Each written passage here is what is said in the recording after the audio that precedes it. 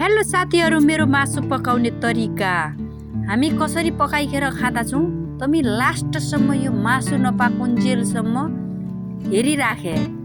कसरी खाँदा छौँ आगामा अर्ग्यानिक मासु पकाउने हो। मासु 1 किलो, च्याउ पनि 1 किलो छ। एकदम कुन मन पर्छ हजुरलाई? मासु खाने हो कि च्याउ खाने हो भन्दे कमेन्टमा लेखे। मलाई मासु मन पर्छ भने, च्याउ खानेलाई मलाई च्याउ मन पर्छ भने, अनि म हजुरलाई अलग्गै राखिराखुला एक कटौरामा। परति भान्साथी तोडताड गरेर अझै माखा हुन्छन् तिनलाई तोडताड गरेर निकरी राखिदिउँला। हामी कसरी पकाए हुन्छन् कति राम्ररी आगो दन दन दनी बोल्या छ। अस्ति जङ्गल खुल्यो बिचारा, अति झिक्कै दौरा लेखेर आयौँ।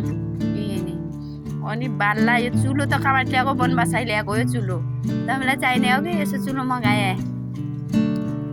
कति निको चुलो छ यो। च्याउ त सितिर मर्दा रहेछ बिचारा। अब ढाक्न पनि लाग्यो। हेर पनि फटाफट पाक्दो रहेछ आगानी त। के छ नि टाइम लाग्दो छ आगानी एकैछिन पाक्दो।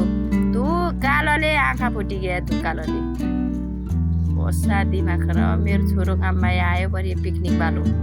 पिकनिक गएको थियो अहिले धन्न पाडी आयो। त्यही चिन्ताले उतापट्टि हामी हेरा कोही त आउला भनी सोचिराखेका थियौँ।